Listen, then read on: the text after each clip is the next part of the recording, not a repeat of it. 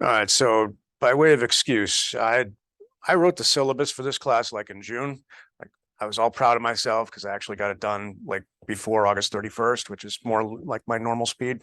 And then I kind of forgot about it. And then I found out in August that I'd be teaching econ. So I threw together the econ one real quick. And stupidly, I didn't go back and be like, hey, maybe I shouldn't have a finance test immediately after the day after an econ test, which is currently what we're scheduled for, right? 4, 5, and 6, I think. So what we're going to do is we're going to move the econ test to the following week. So it'll be the following Wednesday. So that way you have 5 days or whatever. I mean, I realize it'll be the holiday, but enjoy studying over the holiday. So we'll move the econ exam to the following week. So I'll say that again tomorrow because I think we've got one person in econ that's not here today. So for the rest of you, you now know you'll have econ the following Wednesday because the Monday is the holiday. So it'll be, I don't know what the date is.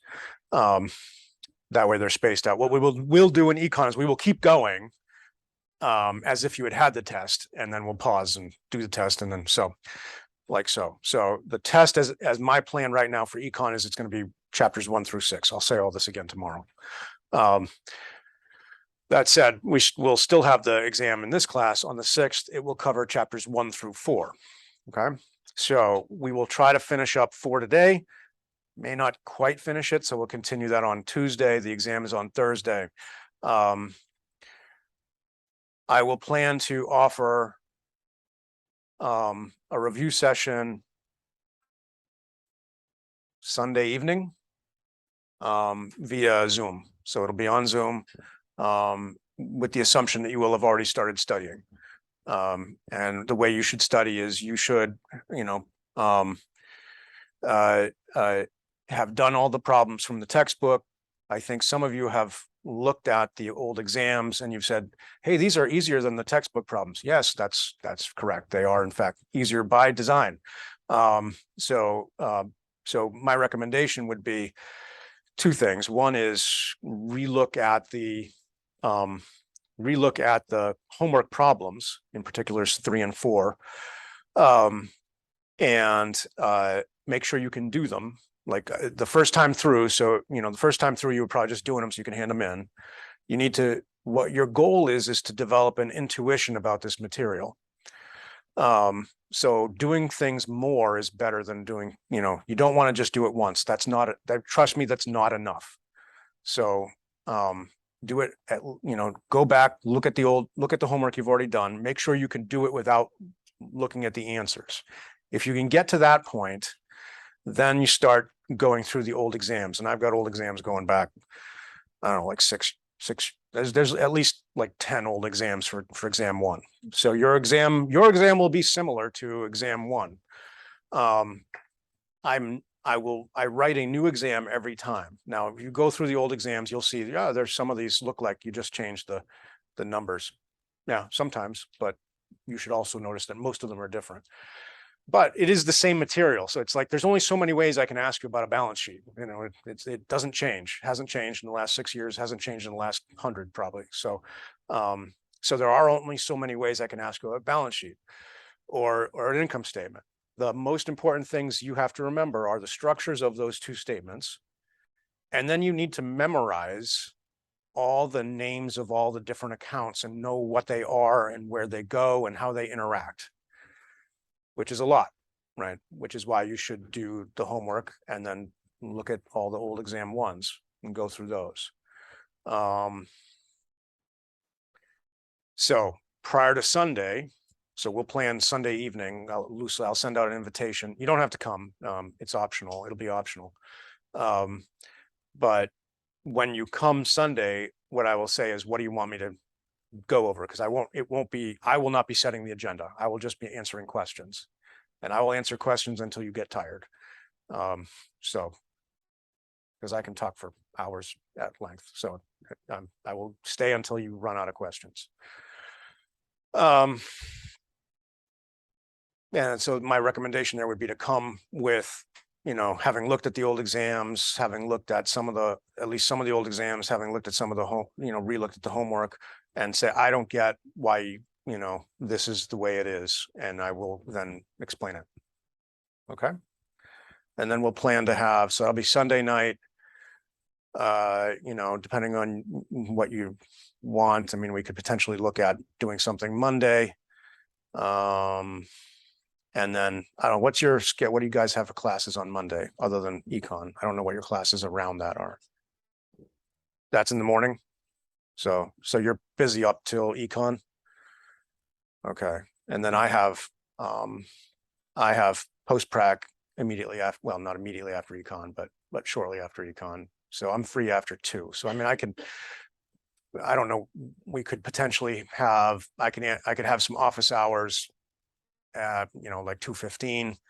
I think I need to look at my calendar. I'm just kind of talking off the top of my head. Then Tuesday during class, if I don't get through the rest of the material for chapter 4, we'll spend a little more time on Tuesday finishing that up, and then the exam, and then the balance of that time we'll spend on review. And then I can probably offer some time Wednesday afternoon for if you've got any questions, and then the exam will be Thursday. There's nobody in here on Thursdays before us. So my plan will be, I will come here for 8 o'clock. And you can start the exam at 8, and you can have until, what have we done at 11? So you can have as much time as you need. So I don't really care about the time. You'll need your calculator. You'll need, I will give you a cheat sheet with all the formulas. So like operating margin, profit margin, you don't have to know that. I mean, it's pretty simple. And if you don't kind of know it already, you know, I'll have it there if you're like panicking and you're like, I don't remember which one's which.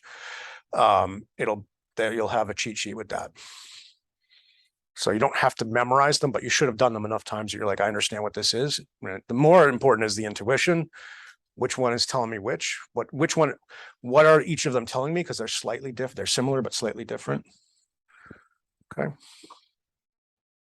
Sound good? All right. And then there is so that said, there is Kate just wrote me, there's yeah, they're putting together a networking event on the 4th. So now that you don't have an exam on the 5th, you should try to go to the networking event. Those are good opportunities. They're bringing in young alumni, I think, is their plan. So you should sign up for that. All right, what else? Anything else before we get going? Okay.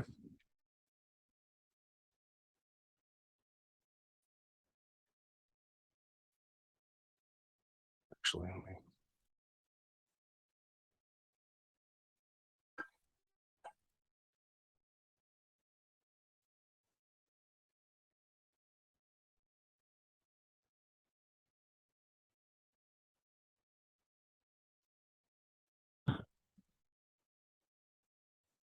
Oh.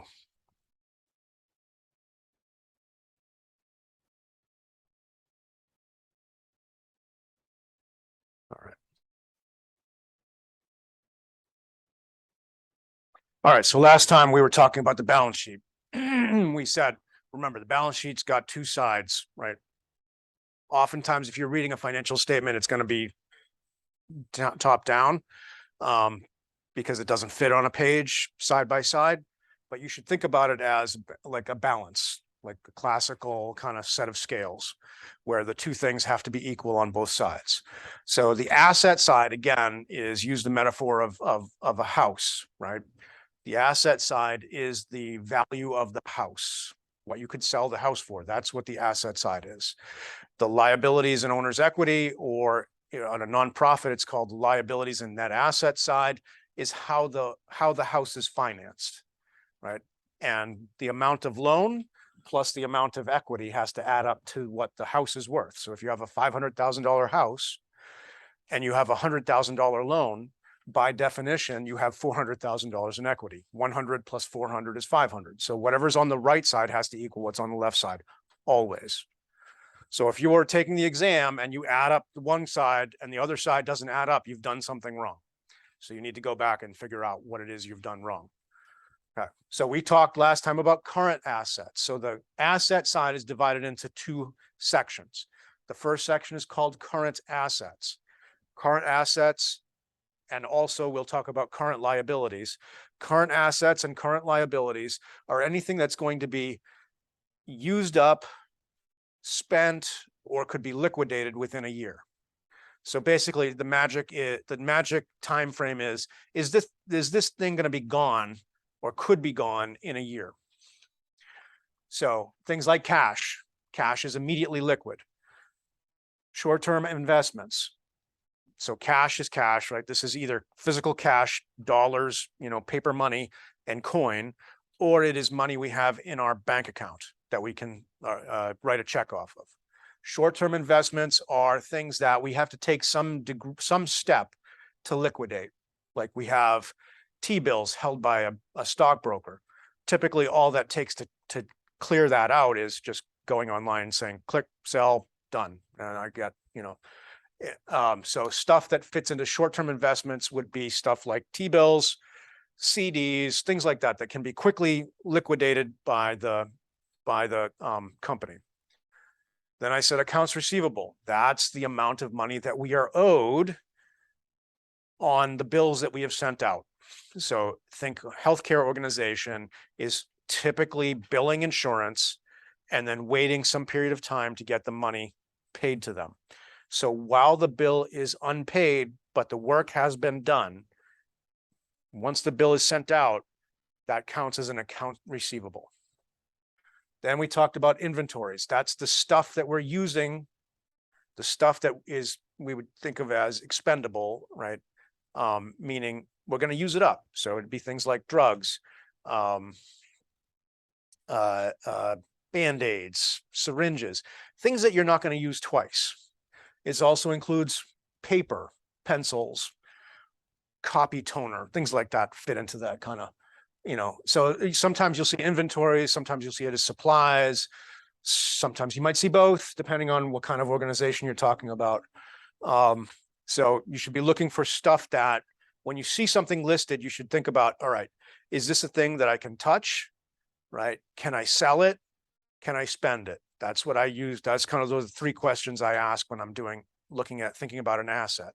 So if I said, here's a stack of copy paper that the organization owns, is that an asset? Well, you can surely touch it, right? It weighs about 5 pounds.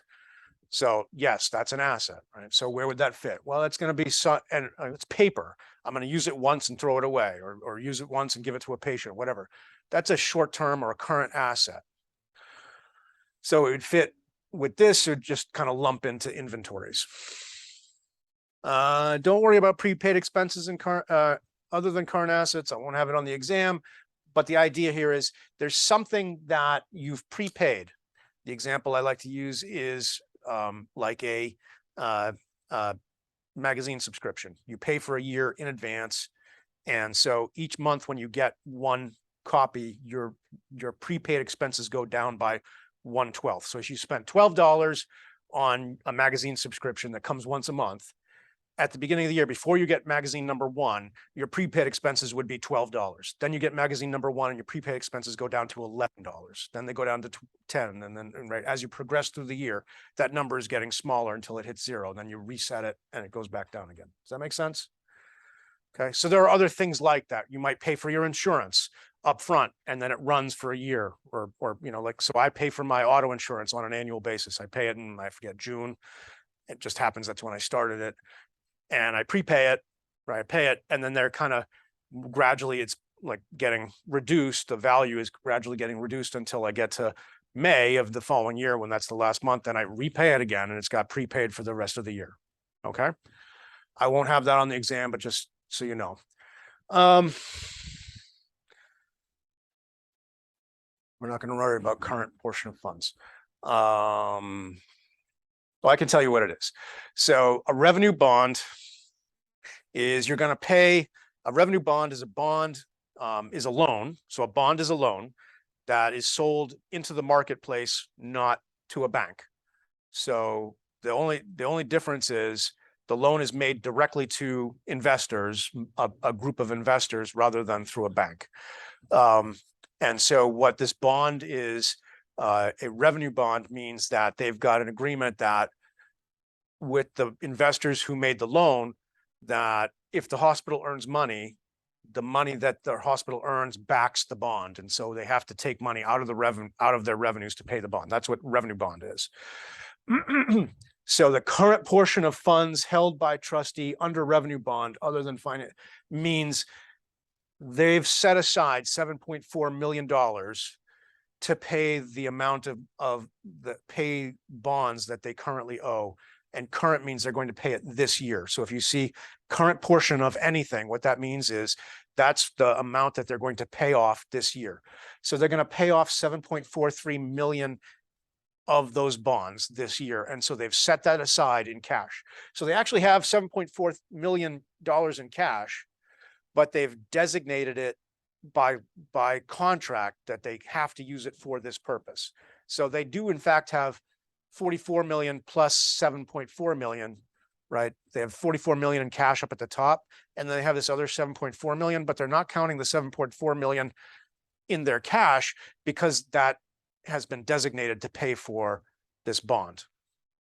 And that's the current portion, meaning this year they've got to pay 7.4 million, but they have other bonds that they have to pay later on, which we will see on their liability side. So this is money they've set aside. It's money they actually have, but they've set it aside for a specific purpose. And the fact that it's been set aside for a specific purpose is why it's held separately on the statement. Okay. That gets us our total current assets. That's where we stopped last time, was that's their total current assets. We like current assets because those are things we could liquidate very quickly to help us pay off our bills. And we'll talk about that in a second when we get to our current ratio. Then they have, now we get into the below current assets. We don't label it as such, but it's basically long-term assets, right? So you have current assets and then you have long-term assets. So we have investments. This is 100, they have 100, back in 17, they had $184 million worth of investments. That's a big kitty that they're hanging on to. And so we had seen on the income statement that they had gains on those investments.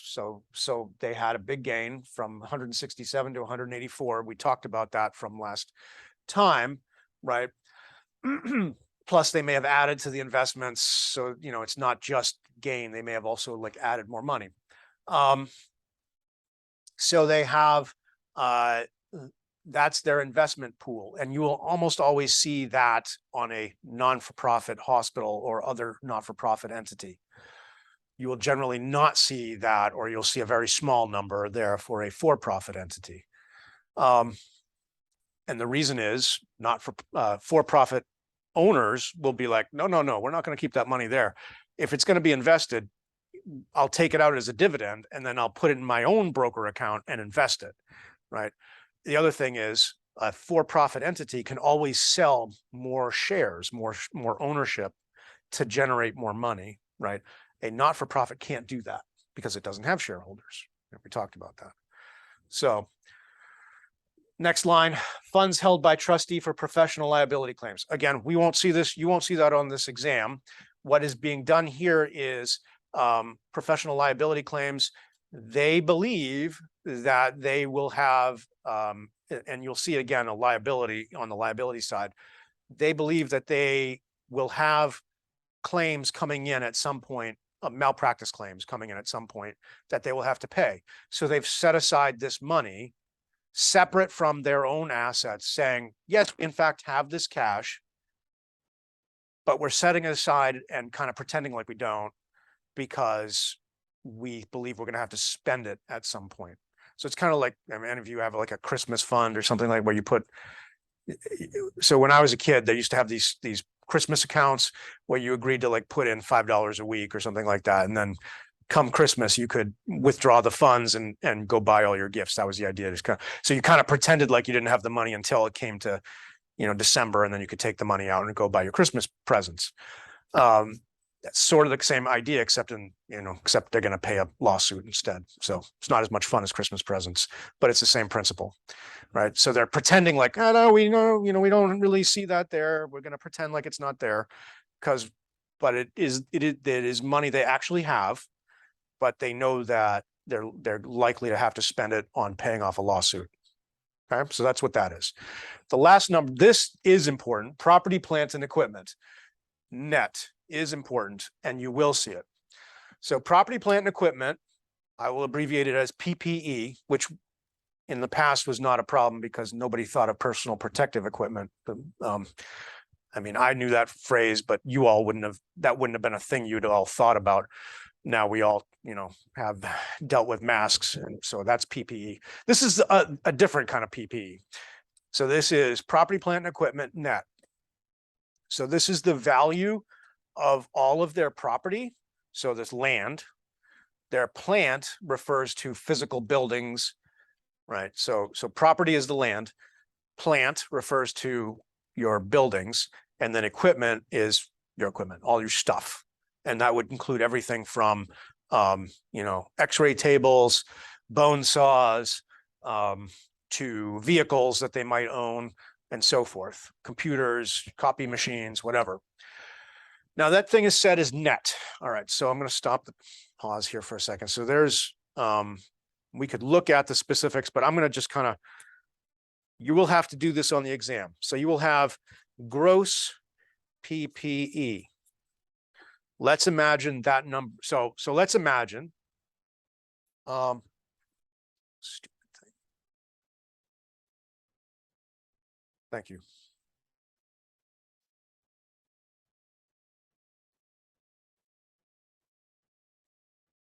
So that says gross PPE. Like, remember we talked about gross patient service revenue. So gross PPE is the historical value of the property, plant, and equipment that we purchased. Okay, so it is historical value of PPE purchased. So let's say, to make life simple, we buy a $2 million MRI machine. So the MRI machine then goes in at 2,000K, 2 million, right?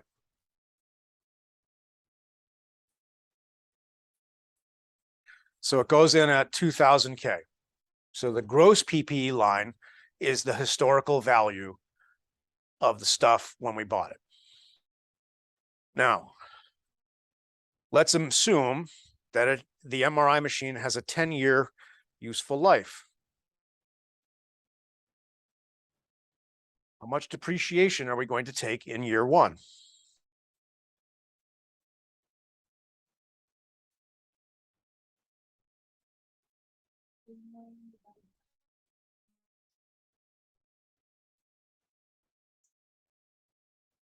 So it's going to be 200,000, right? So how do I calculate my depreciation charge? I take the value, the historical value, the purchase price of the equipment, and I divide it by its useful life. And that gives me my annual depreciation amount. Okay. So in year one, I will take $200,000 or 200K to be consistent here, what we're doing here. I will take that as a charge on my income statement. And then it will show up here as accumulated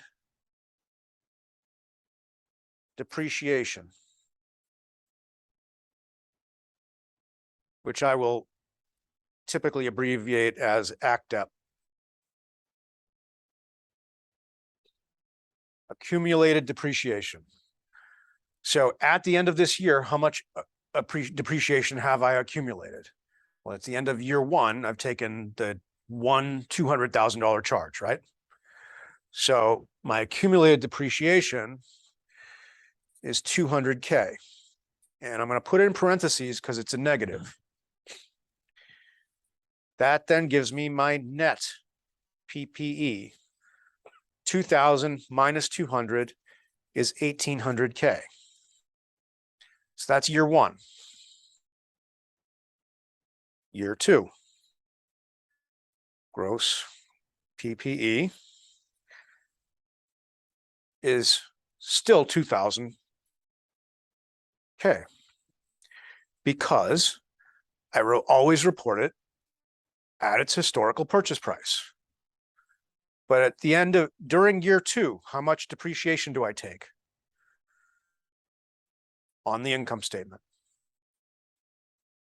Another 200,000. It's always the same, right? Once I determine the depreciation rate, it's always the same. So if it's a $2 million asset with a 10-year useful life, 2 million divided by 10 gives me $200,000 a year. And so for 10 years, I take $200,000 each year on the income statement. On the balance sheet now, though, I'm accumulating the depreciation. So on the balance sheet, I have last year's accumulated depreciation of 200,000. Then I add another $200,000 on top of it. So now I have $400,000 in accumulated depreciation. So my ACT depth is 400. 200 for last year, 200 for this year. And so this is where I keep track of how much depreciation I've charged to myself. And now the net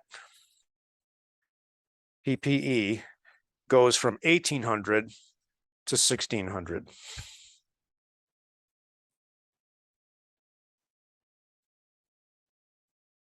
Okay. So over time, my PPE, if I had the one asset, my PPE is progressively going down in value. Just like you drive your car around, right? You paid $5,000 for it. And next year, it's not worth $5,000 anymore because it's a year older than it was before and you've driven it. So everybody knows it's wearing out. So your gross PPE, if you were thinking of your personal account, your gross PPE would be 5,000. And let's say you did $1,000 in depreciation. So at the end of the year, you'd have $1,000 in accumulated depreciation. Your net PPE would be 5,000 minus 1,000, 4,000. Same idea, right? So now we fast forward. So each year, so year three, gross PPE would still be 2 million, right?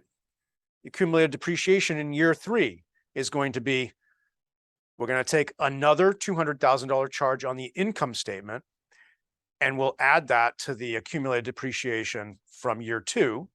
So now in year three, I've got accumulated depreciation of how much? 400 plus 200 is 600, right? And so my net then is 2,000 minus 600, 1,400. In year four, 4 times 2 is 8, 800,000 in accumulated depreciation. 2 million minus 800,000 gives me 1.2 million. Year five, 5 times 2 is a million. So now I'm 2 million minus 1 million. I have net of 1 million. So on and so on and so on, right? Till I get to, say, year 9. Gross depreciation is how much? Gross. It's a trick question. What's the, how much? 2 million. It didn't change. Doesn't change. It's always the same. Year 9, accumulated depreciation. I've taken 9 years worth of depreciation at this point. How much accumulated depreciation do I have? 1.8. 9 times 200,000. 1.8 million.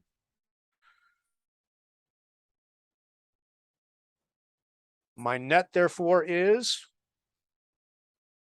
200,000. So over 10 years, my purchase price never changes. It is always what it was. It's 2 million. But over time, the way I'm accounting for this piece of equipment is it is wearing out over the course of 10 years. So on my books, if I still have it, which I might not, but but in this case, I'm acting like I do, I'd be at 1.8. And then finally, in year 10,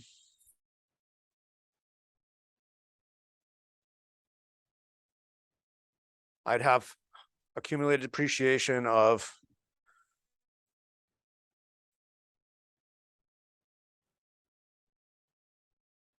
no, accumulated depreciation, not net.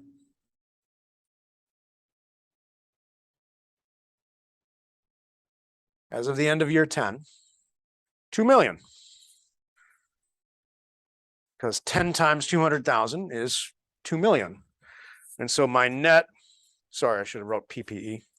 My net PPE, that's gross PPE. I'm talking and my hand is doing something else. My gross PPE, my accumulated depreciation, net PPE, gross PPE, accumulated depreciation, net PPE, right now is 0. And so I've zeroed out the value of this asset. In year 11, I no longer count the asset. It's carried at 0 after that. So progressively over time, my asset side is decreasing in total value. So let me go back to the, all right, does that make sense? Over time, I always report the gross PPE. Sorry about writing that, I'm talking and writing and not, sometimes the hand does something different than the mouth. So I am accumulating depreciation. Each year I take that depreciation charge and I take it the same amount on the income statement every year. It's called straight line depreciation. We'll talk about Macker's depreciation later, but for straight line depreciation, every year, same amount every year, right? Over here, though, is where we keep track of how much depreciation we have taken so that we have a better idea of the value of our assets. Okay? We'll do more with that as we go, but for now, that should be good enough.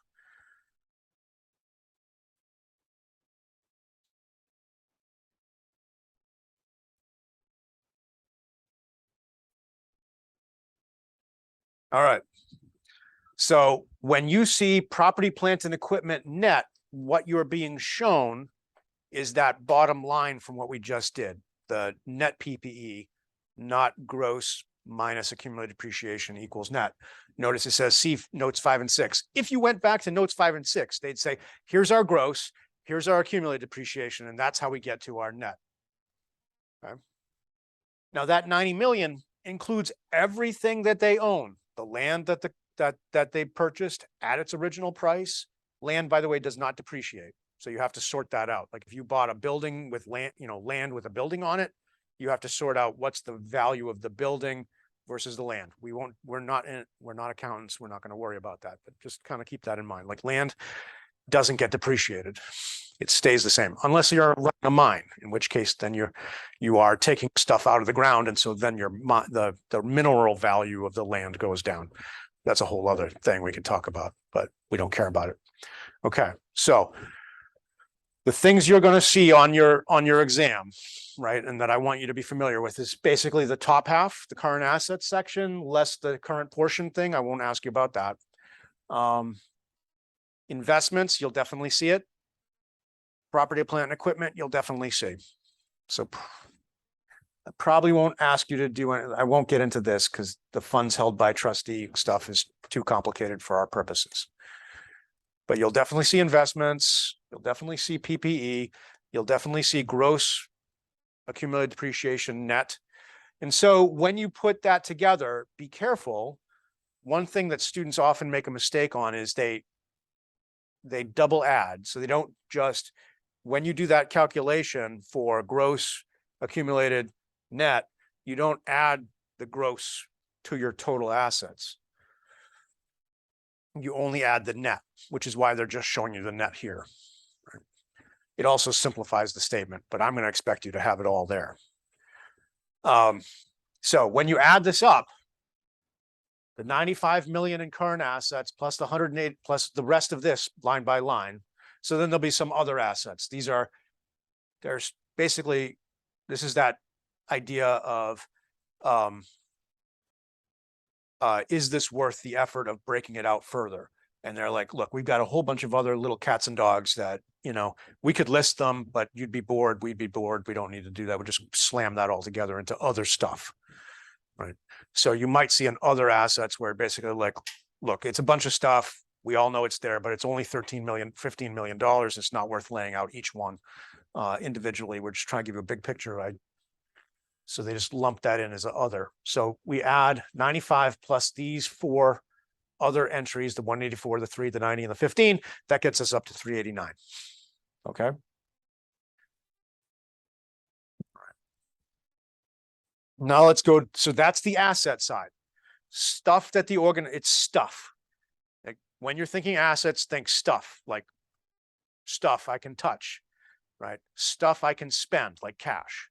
Stuff I can sell. One thing I want you to remember on the exam, you're supposed to list your current assets in order of liquidity, meaning how close is this thing to cash? How quickly could I convert it into cash? So cash is cash, so it's already cash. So that always goes first. Next typically comes short-term investments because that's just like one mouse click away from cash. Okay. They have a market value. That's one of the benefits is short-term investments like a T-bill. I can just look in my account to see how much my short-term investments are worth and I can liquidate them. So it's like I said, one mouse click away. Okay. Accounts receivable is liquid, but less liquid. I expect these things to be liquidated within a year. They're typically liquidated within about 45 days. Typically we get payment for a well-done bill is paid within about 45 days, preferably about 30. So, and if you can't, for whatever reason, collect on it, you can always turn it over to a collection agency and get cash for it that way.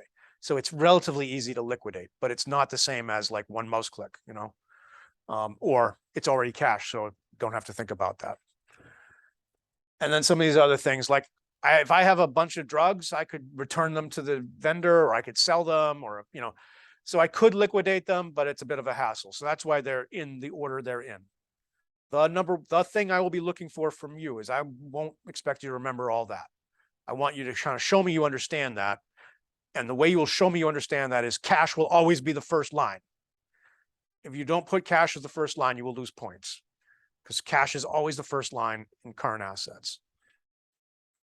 The other stuff, you'll have some current assets. What you'll have to ask yourself, is this a long-term asset? First of all, is it an asset? Then you'll have to ask yourself, is it a current asset? Right? And what's the rule for a current asset?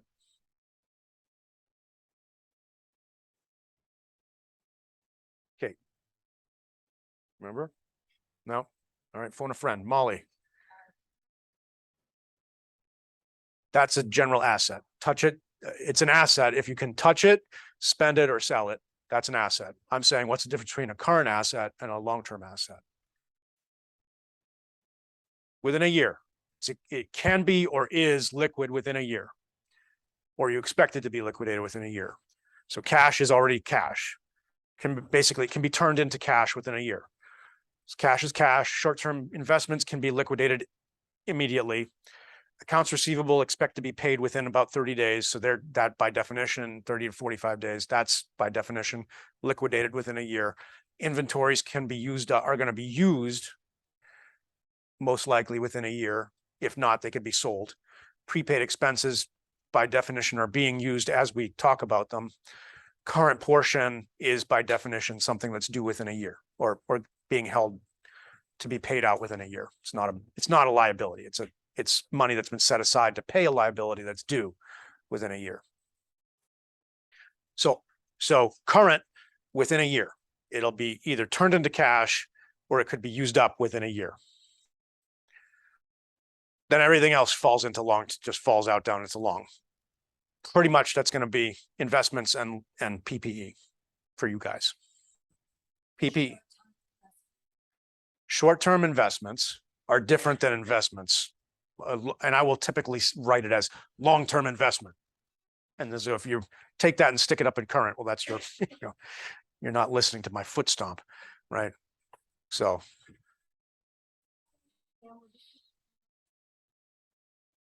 You're going to put them into their right categories. So you'll see on the old exams, I give you typically the way I'll ask the balance sheet is I'll give you a mixed up list of items, and I'll tell you, okay, put it into a balance sheet. And it'll be a mix of liabilities and assets and all kinds of, stuff. And you'll have to be like, all right, that's an asset, that's a current asset, that's a liability, that's equity, that's, and you'll have to kind of sort it out. One more time. Yep. What's the difference between short-term investment and an investment? So short-term investment is close to cash. So it's more of a flavor component. So for test purposes, it'll be labeled short-term investment. Or T-bills or something that I've talked about. Okay, so the big difference is short-term investments are near cash. I can convert them with a click of a mouse. They're typically stable in the sense that they don't face the possibility of losing money. So if I buy a T-bill, that is backed by the full faith and credit of the federal government, right? The United States Treasury said, Linda, if you lend me $10,000, I will give you 0.5% interest this year. And that's about what they're paying right now. And that is backed by the full faith and credit of the United States government. So Linda buying that $10,000 T-bill has no question about whether she's going to get paid or not. On the other hand, Linda could go and buy stock in HCA. Well, stock in HCA does this. And right now, if you're watching at home, I'm waving my hand up and down like a wave. It goes up and down, And so you could be cruising along making 5-10%, and then all of a sudden something goes bad in the market and it drops 50% in value. That's the difference between a stock and a T-bill. And so we typically make riskier investments in our long-term investments, and we typically hold in our short-term investments, we typically hold stuff that doesn't yield very much, doesn't earn very much interest, but is predictable and stable. So a T-bill is not going to lose any money. And if it does, we're all in a world of hurt and it doesn't matter anyway, right? It means China's invaded, or something like that.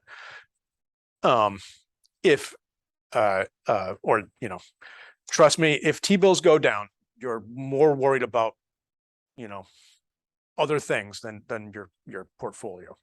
I will definitely label the long-term investments. What that is that's the long-term investment. Sorry, I'm pointing at, okay. So yeah, they call it investments limited to use. And the reason, I should have explained that. The reason that it is listed as limited to use is the board, and this is the board of Exeter Hospital in this case, has said to management, you can't touch that without our permission. So it's limited to the use of management, in the sense that the board has designated that as our long-term savings. So I will label it as long-term investment. It's not labeled here as long-term investment, but I will label it as long-term investment. Current portion of funds held by trustee under revenue. It's too complicated. Not going to, you won't see it. I mention it because it's there. It's real. You might see it if you look at a real, at another financial statement. There are a lot of things you'll see looking at financial statements that don't fit into the neat little things we're looking at for, because there's more complexity to this than we're just doing a very simple overview. Okay. All right. Now we're on the other half, right? So that was the asset side. Now we have to talk about the balancing liabilities. And in this case, they call it net assets. you will typically hear me say owner's equity, because that is the for-profit version of and when we look at, we will look at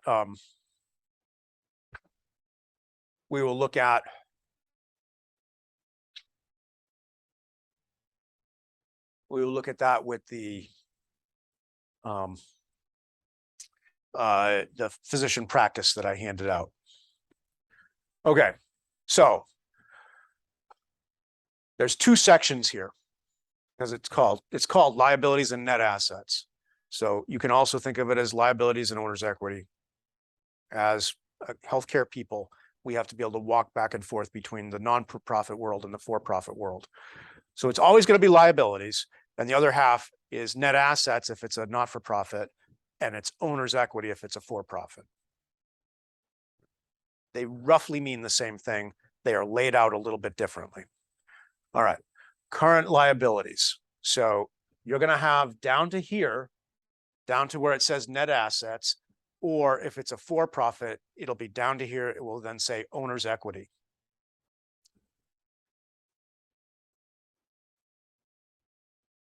Above here is liabilities. So above equity, whether that's net assets or owner's equity, above here is your liabilities. And your liabilities are split, like your assets are split into two sections, a current section and a long-term section. We don't typically label the long-term section as long-term, except, right here we do. But everything below current liabilities and above net assets is our long-term liabilities. So let's talk about current liabilities. Like current assets, current liabilities are expected to be paid within 1 year. That's what makes them current. They're going to be paid within 1 year. They're going to be liquidated within 1 year. What are examples of that? Accounts payable. Accounts payable, I like to think of it accounts payable versus the next section. I will use the phrase accruals, right? Accounts payable result from a discrete transaction.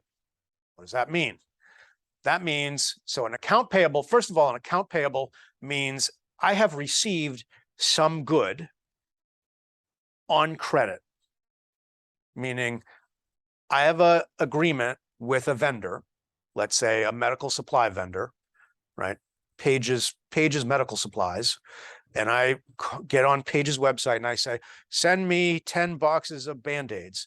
And somebody in Page's warehouse goes down, grabs 10 boxes of Band-Aids, puts them in a big box, puts a shipping label on them, and sends them to my hospital. And then Page sends a bill to me saying, you owe us 10 times $50 per box, whatever it is. Pay within 30 days. So there's a scenario where I've received the box of Band-Aids and I have 30 days to pay the bill. So I owe Pay. I have a Page. I have to pay Page. Could have picked an easier name. No, this one. I have to pay Page within 30 days. So that's a current liability because it's less than how much in time? 1 year, right? So I owe Page $500 or something like that within 1 year, right? So it's within 30 days, which is less than a year. So that makes it a current liability. It is, we refer to these discrete transactions, meaning we can draw a line or, a box around the box, right? We can say we sent an order Page for $500. She sent us the box of stuff. We now owe her $500, right? That's a clear, beginning and an end to that story. So our accounts payable are essentially IOUs that we owe to somebody else. In this case, we owe Page Medical Supplies $500. And then we probably have orders out from all sorts of different places. And they are discrete transactions in the sense that we ordered a thing that had a price, and that's how much we owe them. And if we order again, we'll have another bill, right? And all that gets added up into the accounts payable. What's the difference between that and accrued salaries and payroll taxes? Well, sometimes referred to as accruals. And you may see me write that phrase as a liability. It would be accruals. What's the difference between an accrual and an accounts payable. Salaries is a good example of that. Let's say Caroline is working at a hospital, right, as an administrator, and she has a salary of $1,000 a week, and she works 5 days a week. So normal, she gets paid every 2 weeks. So every 2 weeks, she gets a check for $2,000 from the hospital. At the beginning of the week, after day one, we owe her 1/5 of her first week's salary, right? So we owe her 1/5 of $1,200. But we're not going to pay her for another 9 days. After day two, we now owe her $400. Day three, we owe her $600, so on. As we accrue through the end of the second week, and we approach, 1,800, then 2,000. So at the end of the week, end of 2 weeks, we have accrued an obligation to Caroline of $2,000, but we're not paying her at the end. She doesn't work on she's not like one of those people you go down to the day labor shop and be like, I'll take 3 people to paint today. And, they all jump in the back of your truck. And right, she is in an agreement with us that we will pay her every 2 weeks. Right. And so we accrue an obligation to Paige over time in sort of a flow, right? It's an even flow over time. Like if we cut off in the middle of the day, halfway through the day, we'd over half a day's pay, right? So instead of a discrete box where it's like we ordered a box of supplies, they sent us the box of supplies, that's an account payable.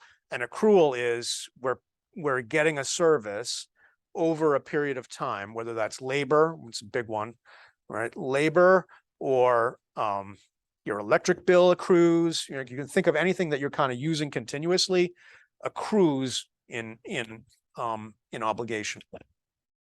Okay.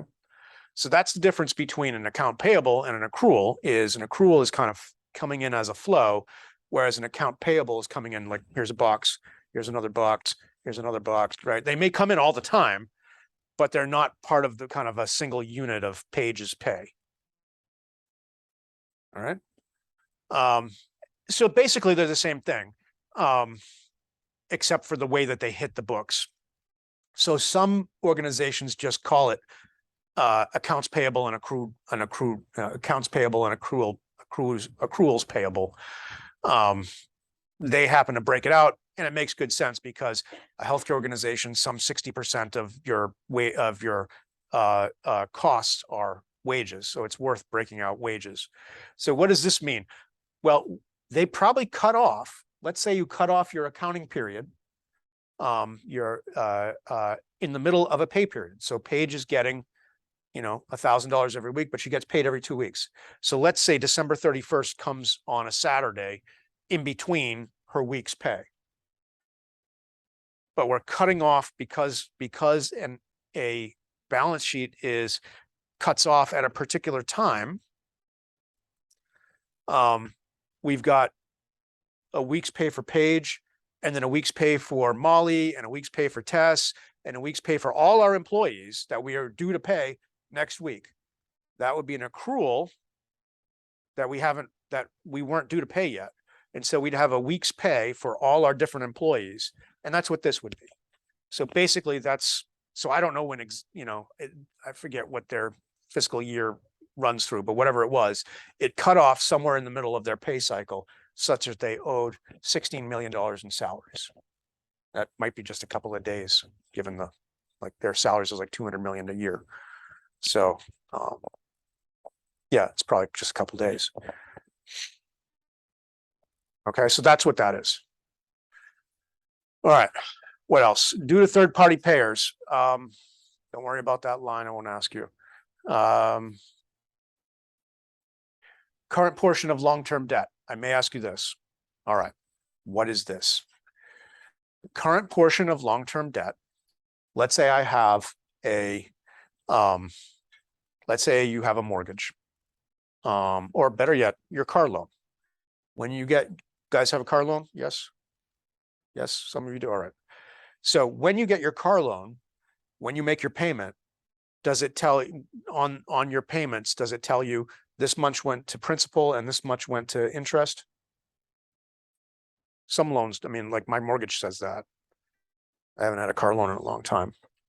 If not, you probably can log on and look at your account and it'll say, hey, I have a $300 car payment.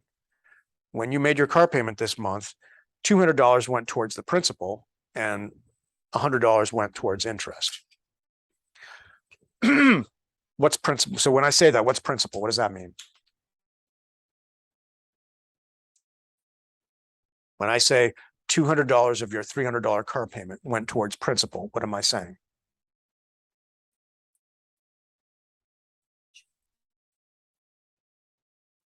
Well, I'm going to be picky.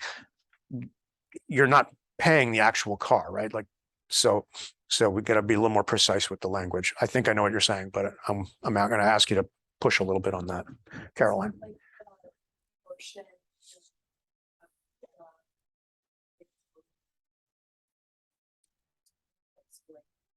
monthly or whatever portion of Yeah. that. Yeah. So let's say your car payment, your loan is $5,000. The loan amount is $5,000 and you have a $300 car payment. If $200 is going towards principal, what that means is that $5,000 loan is going to go down by $200 this year. So the loan balance, the amount you still owe the bank, is going down by the principal payment that you make. So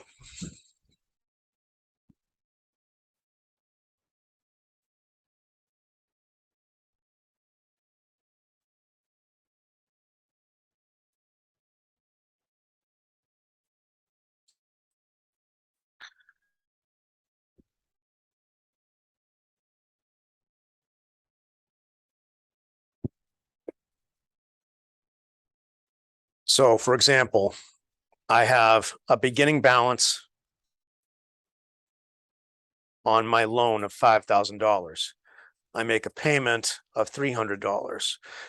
On this payment, I make the principal portion is 200 and the interest has to be 100 because this plus this have to equal this. So this is something you guys should understand, especially if you have a car loan, right? So let's call this period one. At the beginning of period one, I have an ending balance of 5,000 minus 200, 4,800. Then in period two, so next month, I now have my new beginning balance is 4,800. I typically make a fixed payment of 300, right? If you sign a loan with the bank, they're going to tell you, okay, congratulations on your new car. Your monthly payment is $300 a month, right? Typically, as you progress through the loan, the principal payments go up a little bit. So let's say the portion that goes to principal goes up each month. So now you get 210 and 90. These numbers are not going to be correct because I'm making them up, but I'm trying to give you the sense of how this works. I will teach you how to calculate this later on. Next semester, I will teach you how to calculate these things. I'm just trying to illustrate here now. So 4,800 minus the $210 principal payment is now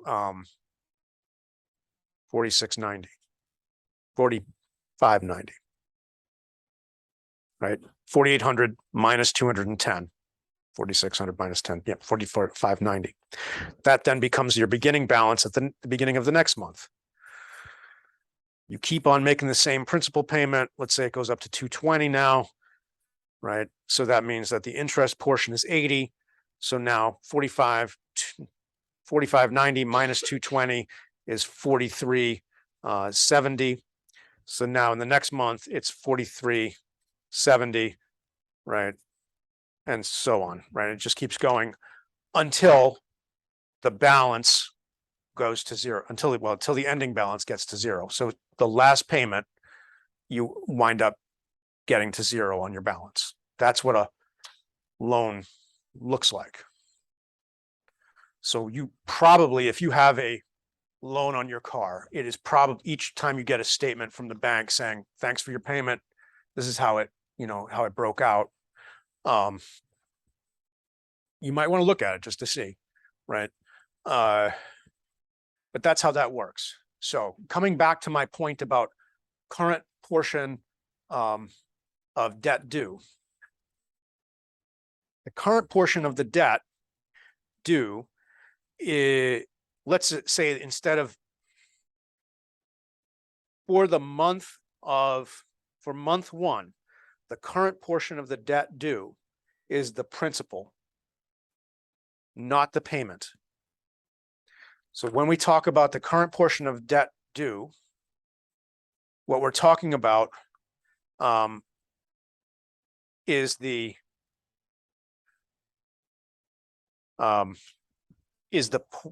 principal portion of what you're going to be paying off. So we're not talking about the interest. Okay. So if this was a year, we'd look into the future and we'd add up all the principal payments for the year. So it might add up to, $2,000, $2,500 over the course of a year. Again, bad example. But that's the idea. So it's the principal portion of the loan that's due. So if I have a mortgage and I'm going to pay $2,000 a month on my mortgage, and that totals up to my total payments for the year might be 2,000 times 12, $24,000. Let's say 10,000 of that 24,000 is actually towards principal. The other 14,000 is interest. The portion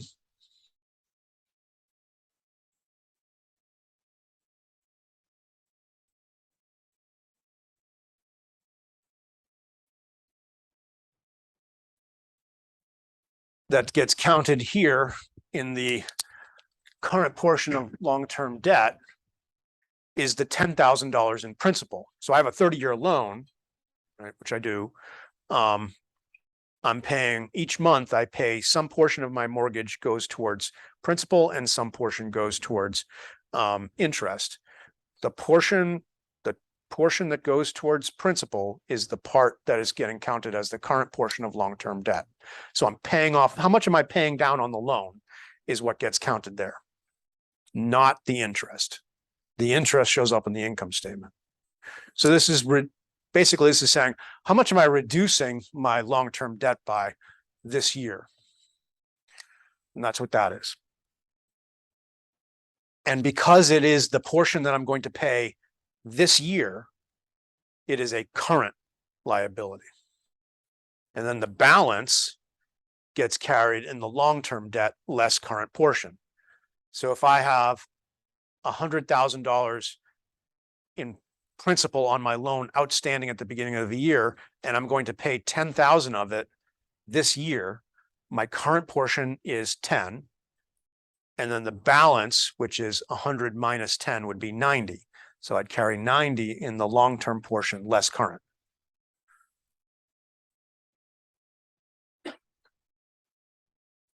If it's your car loan and you had you had owed the bank $5,000 on your car, and you were going to pay $1,000 of principal this year, your current portion of long-term debt would be $1,000, and your long-term debt less current portion would be $5,000 minus $1,000, $4,000. So the sum of the current portion of long-term debt and the long-term debt less current portion has to add up to the total amount that you owe. All right. I'm going to move on from that. So that then gives us the total current liabilities. Then we have accrued pension and other liabilities. For this means the accrued pension means they have some sort of because they've been around for a long time. Back in the day, probably not your parents, but your grandparents probably had jobs where they accrued a pension over time. If you work long enough for an organization back in the day, they would say, if you work for us for so long, we'll pay 50% of your salary up when you turn 65 and retire. We'll pay you 50% of your salary for the rest of your life. That's a defined benefit, what's called a defined benefit pension. They tell you how much the benefit is going to be upfront, and that's a promise. Well, once they've made that promise, they now have an obligation. That becomes a liability for the organization. We've made that promise to Shayla that if she works here for 30 years, we're going to pay her $50,000 a year for the rest of her life after she retires and turns 65. Even though she's 22, right, we're accumulating that obligation as long as she's working here. That becomes an accrued pension liability. So they have an old system. They have old style pensions, probably dating back in, these mostly died in the 80s and early 90s. And so the pension that, like, for example, that I'm under, the pension system under here at UNH is called a defined contribution pension. The difference between a defined benefit and defined contribution is under a defined benefit, the organization defines the benefit. I'm going to pay you $50,000 a year for the rest of your life. That's a defined benefit. What UNH says is, I will define UNH defines the amount that they will give me toward my pension, and then it's up to me to figure out how to live off that amount of money. And probably that's what most of your folks have. You may have heard the phrase 401k, right? Or an IRA. 401k is more what we're talking about here. A 401k is a retirement, a defined contribution retirement plan. So if you work for a for-profit company, you probably have a 401k where you save some portion of your salary and your employer contributes to it. Oftentimes what they'll do is they'll say, if you contribute 5%, we'll provide a 5% match. And so that they put that into an account called a 401k. And then when you're like, hey, I'm 65 and I'm gonna retire, and they're like, see ya. And you get to leave with your 401, you take your 401k and off you go into the sunset. And hopefully you have enough money saved in the 401k that you can now fund your retirement yourself. But there's no obligation from the organization to provide you that $50,000 a year that Shayla's going to get. You instead have to figure out how to live off the money you've saved in your 401k, which is most likely your future, right? Where you will have to save toward retirement. And we will talk about that more later on. But the accrued pension is an example of a liability where the organization has made a promise that they're going to pay some fixed amount sometime in the future. So this is whatever that is. And we'll talk about how to value those things too later on. That's what that is. Long-term debt we just talked about, right? So that's the long-term portion of the principal that you owe on your loan, or in this case on their loans. So they have $49 million in long-term debt that they're waiting to pay, that they don't have to pay this year. Reserve for professional liability claims is they believe they're going to have to pay out $5.6 million in professional liability claims. So that's kind of a counterbalance to, well, we set aside $4 million or whatever it was from the prior slide. Funds held by trustee, 3.5 million, right? So they believe a realistic projection is that they're going to actually have to pay 5.6 million. So that's a liability that they're putting there. So we talked about this a while back, like they know they're probably going to get sued for 5.6 million. That's the liability. That's the amount they think they're actually going to have to get paid. The other side, the thing we looked at, the 3.5 million, is this is how much money we've set aside toward that upcoming bill. So it doesn't have to balance. It's just, they're saying, we know it's coming. This is how much money we've